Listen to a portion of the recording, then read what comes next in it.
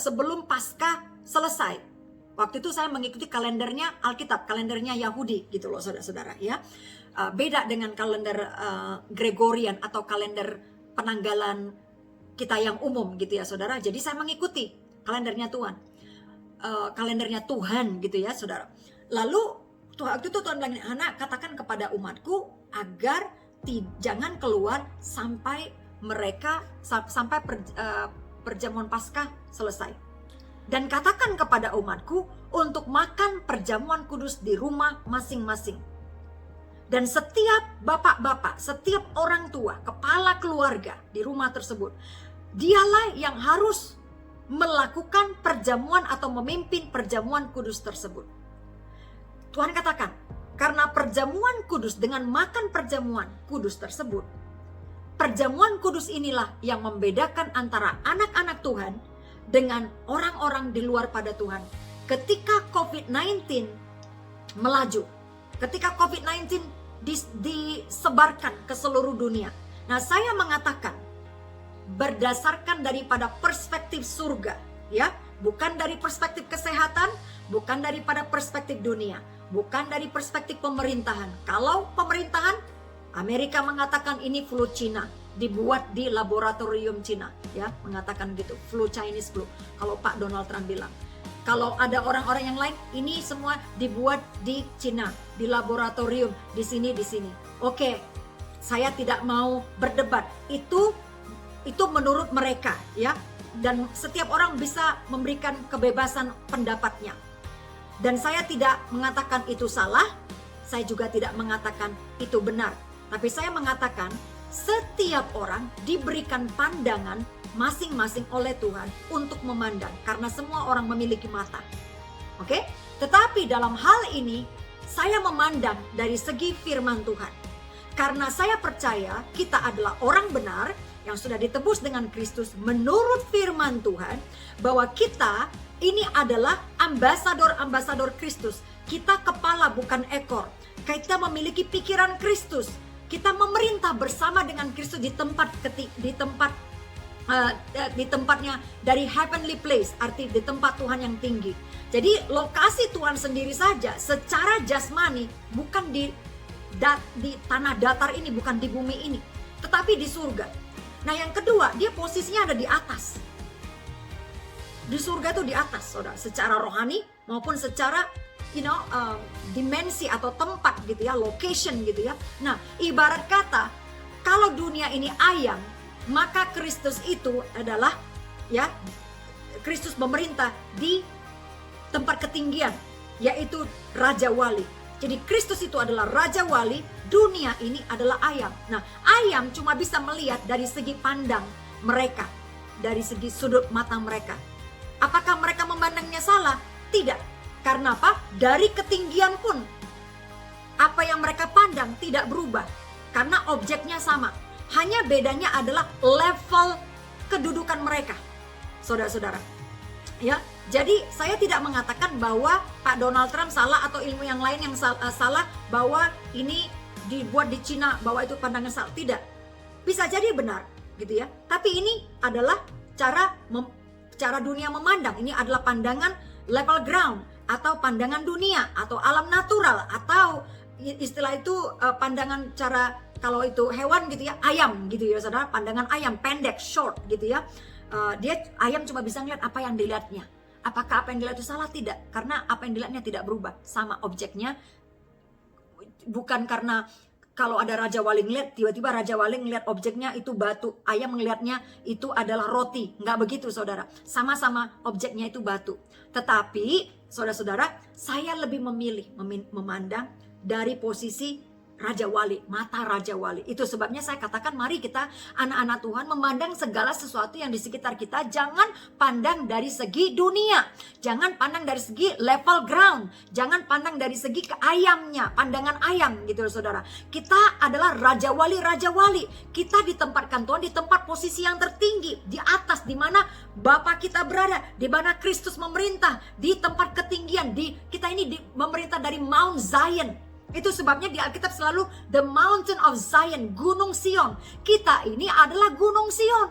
saudara-saudara, bukan level ground. Itu sebabnya ketika kita memandang segala sesuatu, kita harus memandang dari atas. Nah, karena saya memakai mata Raja Wali atau memandang dari segi dari pandangan Kristus, maka saya melihat bahwa COVID-19 ini, saudara-saudara, adalah alat Tuhan. Nggak peduli mau dijadikan di mana, caranya bagaimana, oleh siapa, tetapi ini adalah alat yang diizinkan Tuhan. Dalam kontrolnya Tuhan. Tuhan berkuasa atas COVID-19. Bukan COVID yang berkuasa atas dunia dan Tuhan. Dan menguasai Tuhan. Dan menguasai rencana Tuhan. Tidak. Tetapi Tuhan berkuasa atas segala sesuatu. Atas segala COVID. Dimanapun diciptakan oleh siapa apapun, saudara-saudara. It doesn't matter. Nggak peduli. Tetapi Tuhan berkuasa. Dan Tuhan mengizinkan alat ini, saudara-saudara, COVID-19 sebagai alat untuk menghakimi bangsa-bangsa. Karena itulah dulu firman Tuhan yang disampaikan kepada saya. Itu sebabnya dia katakan perjamuan kudus adalah sebagai materai yang membedakan mana milik Tuhan, kepemilikan Tuhan, mana umat Tuhan dengan orang-orang yang di luar Tuhan. Jadi saudara jangan anggap remeh. Kalau Tuhan katakan makan perjamuan kudus untuk membedakan kita dari orang luar, ada maksudnya. Karena apa? Perjamuan kudus melambangkan materai kepemilikan yang membedakan kita dengan orang lain. Sama pada saat ketika Tuhan mengatakan kepada si Kain pada waktu si Kain diusir gitu loh saudara. Si Kain diusir, Tuhan, nanti orang akan membunuh saya. Tapi Tuhan bilang, aku akan menaruh tanda kepada engkau supaya orang tidak akan membunuh engkau. Nah, rahasianya apakah tanda itu? Kita tidak tahu apakah tanda Tuhan diberikan.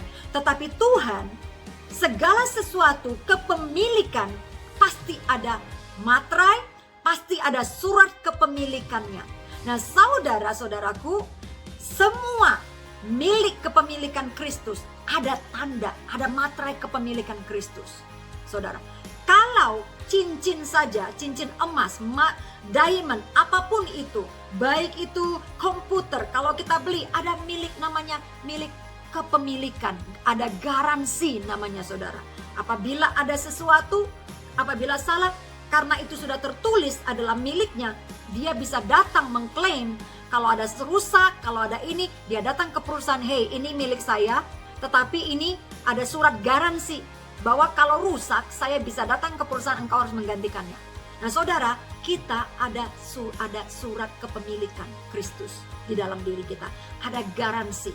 Nah, garansi kepemilikan itu, satu, ada firman Tuhan. Ya, firman Tuhan. Yang kedua, perjamuan kudus adalah materai kepemilikan daripada Kristus atas hidup kita. Itulah materainya. Saudara-saudara, ya, itulah materai Tuhan. Jadi saudara-saudara, yang kedua, kenapa Tuhan bilang kita harus makan perjamuan kudus? Untuk memboost immune system kita. Jadi saudara, perjamuan kudus itu bukan hanya sebagai pertanda atau bukan hanya sebagai ibarat kata untuk mengingatkan, ya, untuk hanya sebagai alat pengingat, bukan. Perjamuan kudus itu lebih daripada sekedar mengingat. Itu darah, saudara-saudara. Dulu darah itu dipakai sebagai apa saudara? Pentahiran, penyucian. Nah, roti itu ada saudara sebagai apa? Roti itu dipakai sebagai korban persembahan, sebagai korban persembahan yang harus dipersembahkan di bait suci. Saudara-saudara ya, mesti itu ada namanya roti sajian namanya. Itu korban sajian. Nah, tubuh kita ini saudara-saudara, ketika kita sudah dimateraikan dengan materai perjamuan kudus, saudara, ini adalah menjadi korban bakaran, korban yang suci buat Tuhan. Nah saudara, ketika kita makan perjamuan, tubuh kita disucikan. Gak main-main loh saudara, di balik perjamuan kudus itu saudara. Ya, iman itu semuanya tergantung kedalaman daripada iman kita. Sejauh mana kita mau meraih daripada berkat daripada perjamuan kudus. Jadi itu bukan hanya sebagai doktrin saudara, tetapi lebih daripada doktrin, misteri. Ada misteri di balik perjamuan kudus. Ada misteri, ada power di balik perjamuan kudus saudara-saudara. So, kita mah tinggal pilih. Kita mau step in sedikit-sedikit atau mau step in yang paling dalam. Karena apa? Perjamuan, roti saji atau roti mana, saudara, waktu ditaruh di bait di mana, di tabut Allah, itu yang ada di tabut Allah itu adalah, saudara-saudara, mana yang dari dimakan oleh bangsa Israel, saudara, pada waktu keluar dari Mesir sampai menuju tanah Kanaan. Nah, disimpanlah roti ini sebagai peringatan perbuatan Tuhan. Saudara, ketika kita makan tubuh darah Yesus, saudara, itu menjadi, tubuh kita ini menjadi satu dengan tubuh Kristus, menjadi satu dengan korban kematian Kristus, korban tubuhnya yang dicabik-cabik, saudara-saudara. Jadi tubuh kita ini, saudara-saudara, adalah bait suci Allah. Ingat, tabut itu adanya bukan di luar, bukan di tengah ruang kudus, tetapi ada di ruang maha kudus. Jadi itu sebabnya tubuh kita ini adalah ruang maha kudus Tuhan secara jasmani, saudara. Tubuh Tuhan tuh, karena Tuhan hadir di tempat yang paling inner court, yaitu ruang tahta maha kudus, saudara, tubuh kita ini. Nah, karena tubuh ini tubuh bait suci, itulah sebabnya, saudara-saudara, saya dengan penuh keyakinan yang teguh, hati nurani yang murni, saya belum mau. Dan mungkin kalau tidak ada pemaksaan, saudara-saudara, kalau tidak dipaksa, ya dengan hati nurani yang murni, saya belum memilih untuk divaksin. Saya masih percaya tubuh saya ini mau saya beri kepada Tuhan. Saya nggak mau tercampur, memberikan kesempatan kepada berspekulasi. Saya tidak mau berspekulasi dan menjadikan tubuh saya sebagai bait suci, yang adalah bait suci Allah, adalah roti saji-sajian kepada Tuhan, korban persembahan yang hidup kepada Tuhan, untuk berspekulasi dengan chemical. Karena nggak tahu kalau nanti tiba-tiba, karena berdasarkan fakta, pengalaman, kejadian yang sudah saya lihat, saya baca, dengan saya terima kesaksian demi kesaksian yang saya terima. Ingat, kita lakukan homo kita, ada banyak orang yang mati setelah itu, saudara-saudara. Ada banyak orang yang tiba-tiba jadi begini, saudara. Saya lihat sendiri, saudara, dia kesaksian. Itu ibunya, begitu dia dapat Pfizer gitu ya, disuntik sama Pfizer, itu ibunya jadi begini. Sampai begini gitu loh, saudara. Konstan. Saya nggak mau. Karena saya bukan Tuhan, karena saya bukan ahli vaksin, karena saya tidak tahu bagaimana cara kerja tubuh saya, maka saya tidak mau menspekulasikan atau berjudi atau berspekulasi dengan semuanya itu. Mungkin buat orang lain tidak apa-apa, tapi bagaimana saya tidak tahu. Kalau sesuatu sudah terjadi dengan tubuh saya, siapa yang bisa menggantikan tubuh saya? Tidak ada, bukan? Pendeta tidak bisa menggantikan, para dokter tidak bisa menggantikan, perusahaan vaksin bahkan sudah mengatakan kami tidak menggaranti efek samping apabila terjadi sesuatu apa-apa. Lah, yang perusahaan yang membuatnya saja sudah tidak mau menggaransi kalau tidak terjadi apa-apa, dan mereka harus disuruh tanda tangan gitu loh, saudara, bahwa mereka tidak bertanggung jawab apabila terjadi efek samping. Nah loh, kalau gitu siapa yang mempertanggungjawabkannya? Gunakan akal nalar kita, akal hikmat kita. Kalau nggak ada yang bisa menggaransi, why we speculate? Kenapa kita mau berspekulasi? Itu loh, saudara. Nah, ini buat saya. Kenapa saya mau berspekulasi? Nah, saya nggak mau, saudara, berspekulasi tubuh saya sebagai bait suci Allah. Itu saja, saudara. Ya, yang kedua. Jadi berdasarkan pertimbangan inilah, berdasarkan hati nurani yang murni, bahwa tubuh saya percaya tubuh saya adalah bait suci Allah, korban sajian, korban bakaran yang murni kepada Tuhan. Saya mau menggunakan tubuh saya sebagai suatu persembahan yang karena Tuhan bilang persembahkanlah tubuhmu sebagai persembahan yang hidup. Lah kalau persembahan kan cacat, kalau di zaman dulu, saudara, nggak boleh persembahan yang cacat. Nah, saudara, saya nggak mau ada cacat, saya nggak mau ada yang nggak berfungsi dalam tubuh saya. saya nggak mau berspekulasi gitu loh saudara. Nah kalau saya bertanya kepada saya why itu saudara. Nah yang kedua gitu ya, kenapa saya tidak mau divaksin begitu? Itu karena ya berdasarkan uji coba, berdasarkan informasi yang saya pelajari dari berbagai sumber, yang dimana saya dengan hati nurani yang murni, dengan kerajinan, dengan intelijen ya, dengan intelijen, dengan diligensi, dengan kerajinan mencari informasi-informasi yang mana yang akurat. Nah berdasarkan hati nurani conviction saya bahwa dikatakan bahwa ini terlalu early, terlalu baru untuk dimasukkan kepada manusia, padahal belum melewati tahap pengujian yang terakhir kepada hewan. Nah biasanya menurut informasi yang saya baca saudara, semua vaksin itu mesti diuji coba dulu bertahun-tahun kepada hewan. Nanti imbasnya apa, impactnya apa. Nah COVID-19 ini belum melewati masa uji coba terhadap hewan tersebut. Karena ada sense of urgency ya, para elit dunia mengatakan, para pemimpin-pemimpin dunia panik, atau nggak tahu apa sengaja mempanikkan dunia atau panik sendiri saudara-saudara gitu ya. Mereka ini, para pemimpin-pemimpin dunia ini panik, lalu semua dicecer gitu. Tiap pemerintah harus divaksin begini-begini, jadi perang vaksin. Saya rasa seperti begini, antar pemimpin negara sebenarnya ini sepertinya satu negara dengan yang lain tuh seperti terjadi perang vaksin. Ya, biological war gitu loh saudara.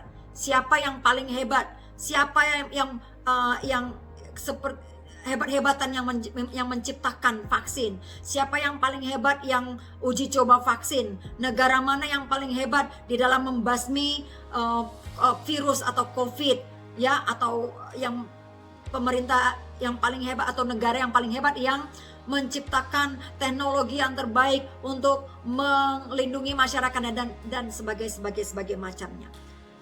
Penilaian saya pribadi melihat seperti ini. Ketika Tuhan bekerja, iblis pun ikut bekerja. Saya percaya dari awal, seperti yang Tuhan sudah sampaikan kepada secara profetik lewat firman Tuhan, bahwa dari timur akan ada suatu penghakiman Tuhan. Itu waktu dia bicara di awal tahun 2020, saudara-saudara, tentang vaksin. Sebelum vaksin merajalela ke negara lain, masih di Cina, Tuhan sudah mengatakan dari timur, dari Cyrus itu dalam bahasa Inggris itu Cyrus, saudara-saudara. Kalau kita pikir-pikir virus ya, ini dari segi pandangan rohani saya saja gitu loh saudara. Kok kayaknya Tuhan bicara sesuatu gitu loh. Dari timur ada virus begitu. Nah, saudara-saudara, saya percaya dari awal Tuhan mengizinkan, allow this to happen. Hal ini terjadi untuk sebagai alat Tuhan menghakimi bangsa-bangsa, saudara-saudara. Tetapi seringkali di antara ladang, di tengah-tengah ladang, di mana ada gandum, selalu ada lalang. Ketika Tuhan bekerja, iblis pun turut bekerja. Mengambil kesempatan, mengambil kemuliaan, mengambil kesempatan dalam kesempitan. Iblis selalu meniru-niru juga saudara-saudara. Jadi saudara-saudara ya, iblis pun turut ambil alih, turut bekerja di dalam vaksin ini, di dalam virus ini. Coba saudara, lewat virus ini, iblis itu menjajah dunia, saudara-saudara ya, lewat ini. Nah, ini yang menjadi pertimbangan saya. Menurut saya ini secara klinis, secara kedokteran, secara saintis belum melewati tahap-tahap uji coba yang final gitu loh, yang untuk bisa langsung diberikan kepada masyarakat ya. Nah, jadi bagi saya berpikir seperti ini, belum tentu sekarang ini aku oke-oke saja. Tapi 2 tahun, 3 tahun yang akan datang, kita tidak tahu apa impactnya buat tubuh kita. Nah, lagi-lagi bukan saya mengatakan ini kepada saudara, jangan mengambil. Ini bagi saya, ini cara pandang saya, pikiran saya. Saudara harus kerjakan PR-mu. Menurutmu apa? Pandanganmu apa? Begitu loh saudara. Nah, dan yang ketiga menurut saya juga ya, yang ketiga karena yang kedua belum uji cobanya tuh belum final gitu. Nah yang ketiga, berdasarkan riset di Amerika, saudara ya, karena saya tinggal di sini, jadi saya mengikuti perkembangan dari para ahli-ahli dokter dan sebagainya. Saya melihat ya, di sini di Amerika, semua anak-anak yang dikirim ke sekolah umum, ke public school gitu ya, yang disponsori oleh pemerintah gitu ya, mengharuskan untuk anak-anak divaksin gitu loh saudara. Jadi semua vaksinnya harus ikut vaksinnya saudara. Dan kalau dia tidak divaksin, dia nggak boleh masuk sekolah. Nah, menurut dulu saya masih bodoh pengetahuan, masih belum tahu banyak gitu loh saudara. Saya masih belum mau ngerjakan PR karena saya nggak ngerti bahasanya dan sebagainya gitu. Jadi saya tidak begitu ambil perhatian. Tetapi menurut penelitian, banyak daripada informasi-informasi yang saya ambil, anak-anak yang divaksin, setelah divaksin, dan setelah itu saudara, banyak mereka mengalami namanya autism. Nah, sometimes kita sebagai orang tua, kadangkala kita tidak mengkoneksikannya kepada vaksin-vaksin yang diterima di dalam tubuhnya oleh anak-anak kita. Nah, kebanyakan anak-anak di sekolah umum, mereka ini memiliki banyak masalah autism, depresi, macam-macam saudara. Bingung, padahal lahirnya sehat. Tapi begitu masuk sekolah banyak macam-macam vaksin dalam tubuhnya mulai muncul, saudara-saudara. Nah, ini mungkin harus kita pertimbangkan. Nah, banyak saya lihat ya, anak-anak biasa yang homeschool gitu ya saudara, mereka ini tidak banyak bermasalah dengan masalah autism. Mereka nih lebih tenang gitu loh saudara. Mereka lebih pintar-pintar karena mereka homeschool, mereka tidak terkontaminasi, mungkin tubuhnya tidak terkontaminasi dengan macam-macam chemical. Karena apa? Menurut informasi yang saya baca saudara-saudara, ya, nanti beberapa tahun kemudian impact daripada vaksin itu berakibat kepada anak-anak kita. Entah itu mereka nanti jadi kurang konsentrasi atau menjadi ADHD, ya ADHD, jadi tidak konsentrasi, wah hyper gitu. Karena apa? Di otaknya, saudara-saudara, dan di saraf. Karena anak kan tubuhnya masih bertumbuh, masih proses pada pertumbuhan, gitu saudara. Jadi DNA atau urat saraf-saraf gitu ya, saraf-sarafnya kan masih berkembang. Jadi kalau sudah ada chemical di dalam tubuh mereka, di mana chemical itu tidak akan pergi atau hilang, dia di situ terus sampai anak itu besar, dia di situ terus. Makanya katakan misalnya vaksin hepatitis B itu cuma sekali seumur hidup. Karena apa? Nggak perlu lagi. Karena apa? Di tubuhnya sudah mengenal ada virus itu. Tapi kan kita tidak tahu bahwa tubuh kita ini kan saraf kita, otak kita masih berkembang. Nah, kita tidak tahu impact-nya itu dalam tubuh kita. Jadi kalau saya pribadi, pertimbangan saya, kenapa saya tidak vaksin? Bukan karena saya berpikir, oh itu antikris, oh nanti ada chip, ada ini. Bukan itu, saudara-saudara. Ya, buat saya tuh agak sedikit terlalu naif gitu ya. Saya bukan orang pikir terlalu naif orangnya gitu loh saudara. Saya lebih berpikir kepada ini nggak masuk akal nggak gitu loh. Masuk akal nggak? Karena apa? Kita kan diberikan hikmah, akal, pikiran, pengetahuan oleh Tuhan gitu loh. Nah, kita harus menggunakan itu, apa yang sudah Tuhan berikan. Ini masuk akal nggak? Ini sesuai dengan firman Tuhan nggak? Begitu saudara ya. Nah, setelah itu, itulah yang pertimbangan saya itu. Karena apa? Kesehatan tubuh kita ini saudara-saudara. Nah, masalah nanti apa itu dipakai oleh antikris atau tidak, lebih baik saya bilang begini, buka matamu lebar-lebar, buka hatimu lebar-lebar, buka telinga lebar-lebar, ikuti perkembangan, terus komunikasi dengan Tuhan, terus bertanya dengan Tuhan setiap keputusan demi keputusan. Karena apa? Kita tidak tahu, saudara. Mungkin di awal-awal, mungkin itu hanya merupakan vaksin cairan biasa. Mungkin yang kedua, nggak apa-apa. Mungkin yang ketiga, nggak apa-apa. Tapi kita tidak tahu apa ke depannya, ya. Kita nggak tahu rekomendasi ke depan ini apa. Nobody knows, gitu loh saudara. Tapi ada angka lebih baiknya mulai dari sekarang kita memiliki roh yang berjaga-jaga, roh yang pikiran yang tetap mawas diri, dan terus kita bersekutu dengan Tuhan, bertanya, meminta hikmat daripada Tuhan setiap apapun keputusan demi keputusan yang kita ambil, saudara-saudara. Ya, nah inilah pertimbangan saya kenapa saya tidak berkoar-koar tentang vaksin. Sekarang saya memberikan pernyataannya. Kenapa saya tidak terima vaksin? Apa alasannya? Nah sekarang bagaimana dengan saudara? Mungkin saudara lagi bertanya, tapi pegang, lagi-lagi jangan berpegang kepada apa kata Hana, apa kata Ibu Hana gitu. Tapi dengarkan apa kata Tuhan. Karena apa yang Tuhan katakan kepada saya belum tentu Tuhan katakan kepada saudara. Kasus saudara mungkin beda dengan saya. Misalnya begini saudara. Saudara adalah seorang perawat. Saudara adalah seorang pekerja di suatu instansi yang mengharuskan saudara gitu ya untuk divaksin begitu. Nah, lalu saudara diperhadapkan pada suatu keputusan yang berat begitu. Misalnya gini, tuh, vaksin atau tidak? Sekarang saya bertanya kepada saudara.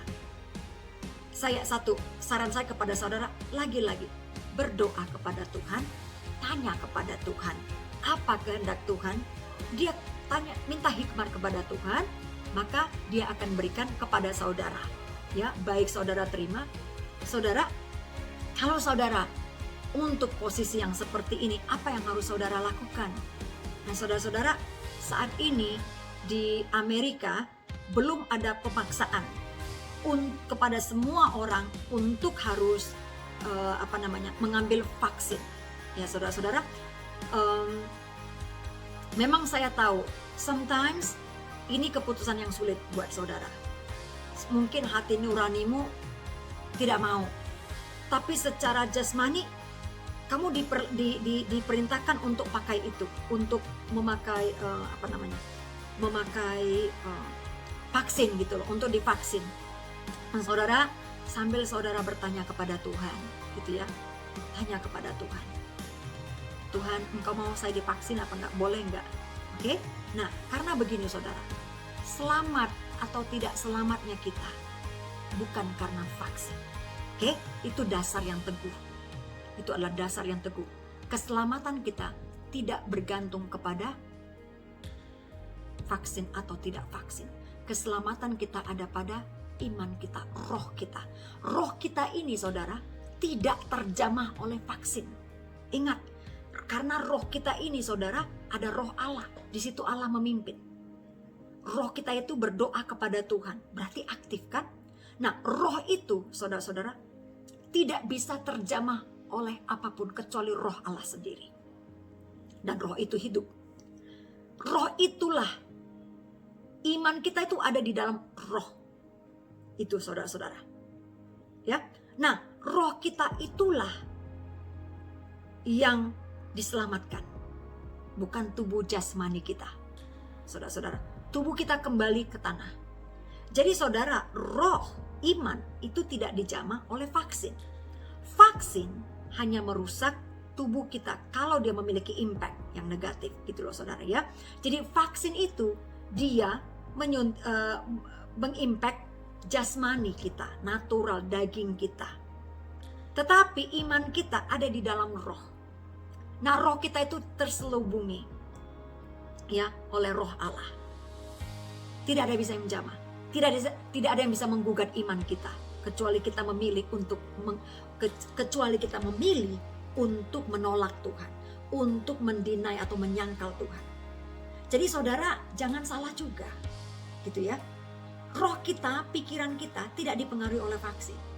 Vaksin itu cuma mempengaruhi daging kita. Saya itu tidak terima vaksin bukan karena saya takut tidak selamat.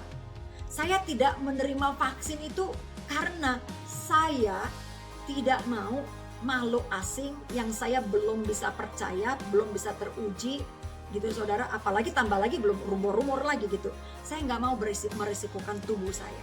Karena saya tahu kelemahan tubuh saya. Tubuh kita ini lemah, saudara-saudara.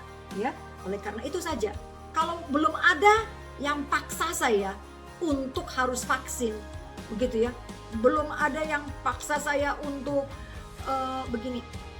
Misalnya gini, hey, kamu terima Tuhan Yesus atau tidak? Misalnya dia pegang senjata gitu ya, persecution. Beda, saudara-saudara. Nah, kalau persecution tubuh itu kan dia, kalau penganiayaan, dia akan mengancam roh kita, nyawa kita yang diancam. Jadi penganiayaan itu misalnya begini, kalau kamu menolak Tuhan, kalau kamu mendinai Yesus, kamu akan selamat. Tapi kalau kamu mengikut agama kita selamatkan engkau. Nah, ini kan berbicara soal roh, karena iman, saudara-saudara ya. Nah, tapi vaksin, gitu loh saudara, dia yang itu daging, saudara. Dia belum kepada roh kita. Jadi kita harus bisa membedakan antara daging dan roh kita. Daging itu tubuh, ya, dan roh kita adalah roh. Jadi yang menyelamatkan kita bukanlah, saudara-saudara, tubuh kita, tapi roh kita. Itu sebabnya ada di Alkitab mengatakan, ketika Paulus bilang gini, ketika seseorang itu sudah dinasehati, sudah ditegur, tetapi tidak bertobat juga, maka serahkanlah tubuhnya kepada iblis supaya nyawanya diselamatkan. Jadi saudara, ada dua perbedaan. Tubuh bisa disiksa, tetapi roh, saudara-saudara, terpisah. Saudara, tubuh ini bisa dipisahkan, tetapi gunanya, saudara-saudara, disiksa ini untuk apa? Menyelamatkan rohnya. Tidak ada suatu perbedaan antara tubuh dan roh. Jadi saudara, saya percaya kalau saudara timbul keraguan-raguan, misalnya seperti ini, saudara, karena saudara harus bekerja, saudara juga harus mencari mencukupkan keluarga. Tuhan tahu kalau saudara itu tidak mau divaksin berdasarkan pertimbangan. Tapi janganlah, menurut saya begini saudara, janganlah saudara tidak divaksin karena apa kata orang, apa kata orang banyak. Janganlah itu yang menjadi pertimbangan saudara. Tetapi karena apa? Kalau yang menjadi pertimbanganmu itu adalah apa kata orang, lalu kau kehilangan pekerjaan, orang lain gak bisa kasih kau pekerjaan. Saudara-saudara, engkau sendiri yang harus mencukupi kehidupanmu. Bukan orang banyak yang tidak divaksin, tapi dirimu sendiri, gitu. Dan Tuhan mengizinkan engkau untuk bekerja supaya engkau mencukupkan kehidupanmu. Jangan menelantarkan keluarga juga hanya karena apa kata orang, jangan vaksin begini, saudara. Nah, oke, saya mau katakan begini, saudara. Ya, kadangkala kita hidup di dunia ini, kita harus melakukan segala sesuatu yang kita tidak mau lakukan oleh karena keadaan. Seperti begini. Si Lot itu Alkitab mengatakan itu tersiksa, teraniaya rohnya, gitu loh. Karena apa? Semua orang di sekitarnya melakukan apa yang jahat, apa yang tidak berkenan kepada Tuhan. Dia harus ngalamin semuanya itu. Padahal dia sebenarnya maunya itu hidup dengan tenang, tapi kehidupannya harus mengalami ketidaktenangan, saudara. Bayangkan dia disekelilingi oleh orang-orang yang melakukan sodomi, ya, seperti zaman kita sekarang tuh banyak sodomi, gitu ya, banyak child trafficking, banyak sexual immorality, begitu saudara. Nah, kira-kira saudara-saudara, dia pun saat itu tersiksa. Tetapi Tuhan memberikan dia kekuatan untuk melewati masa-masa kesulitan itu, masa-masa siksaan secara rohani itu, sehingga akhirnya datanglah penghakiman Tuhan dan dia diselamatkan. Saudara, Tuhan sanggup menyelamatkan kita pada saat-saat segala sesuatu di sekitar kita kayaknya menekan, gitu ya.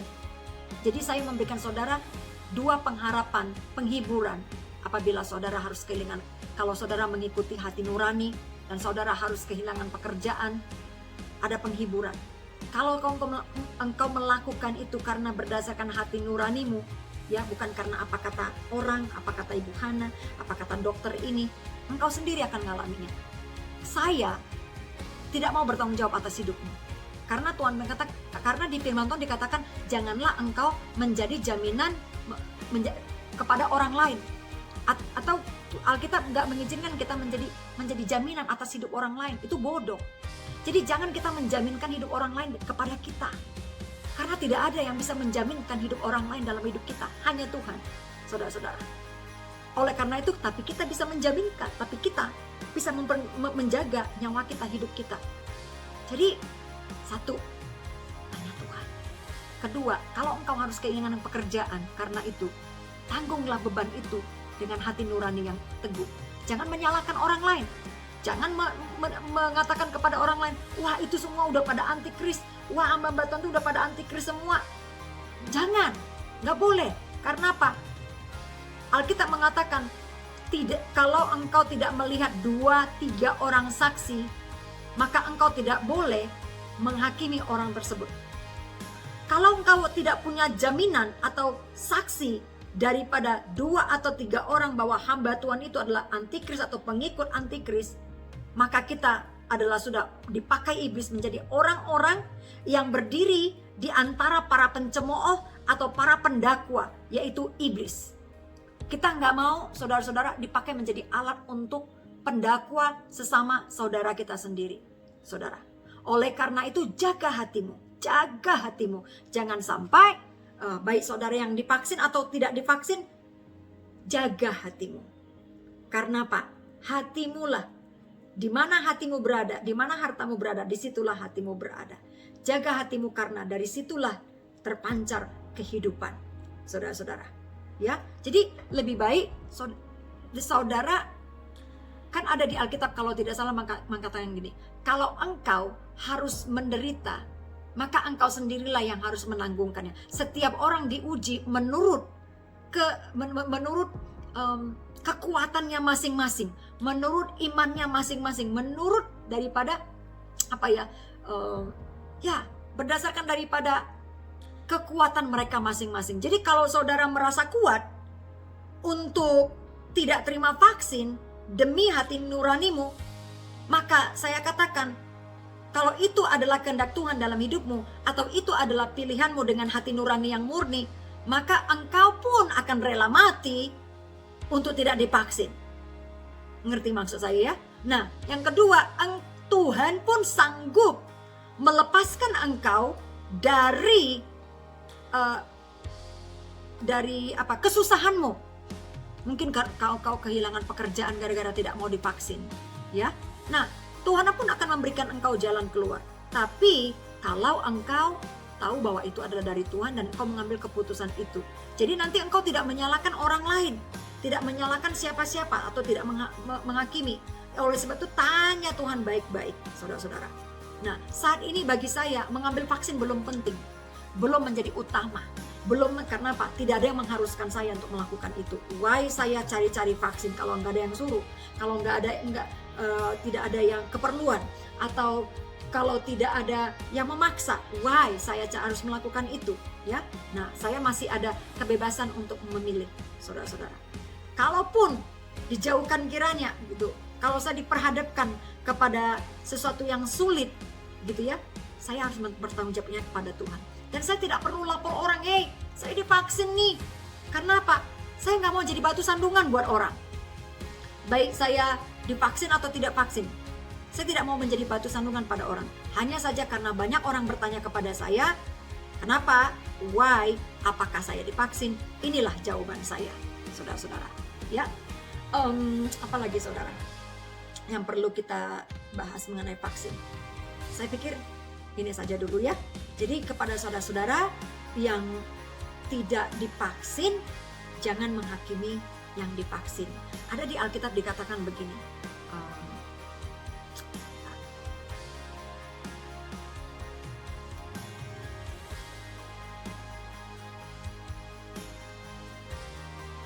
Tuhan katakan begini saudara, kita harus memelihara kasih persaudaraan. Ya, di Ibrani 13 ayat 1. Dan juga dikatakan di 1 Petrus 1 ayat 22, karena kamu telah menyucikan dirimu oleh ketaatan kepada kebenaran, sehingga kamu dapat mengamalkan kasih persaudaraan yang tulus ikhlas, hendaklah kamu bersungguh-sungguh saling mengasihi dengan segenap hatimu. Saudara, jaga hati kita, jaga tali persaudaraan kita. Jangan kita mau dipecah belahkan oleh iblis vaksin, ya, atau virus vaksin, untuk memisahkan tali persaudaraan kita, untuk membuat kita menjadi penghakim atau pendakwa dari saudara kita, baik yang divaksin maupun yang tidak divaksin. Saudara, mari kita memusatkan pikiran kita pada hal-hal kerajaan sorga, bukan pada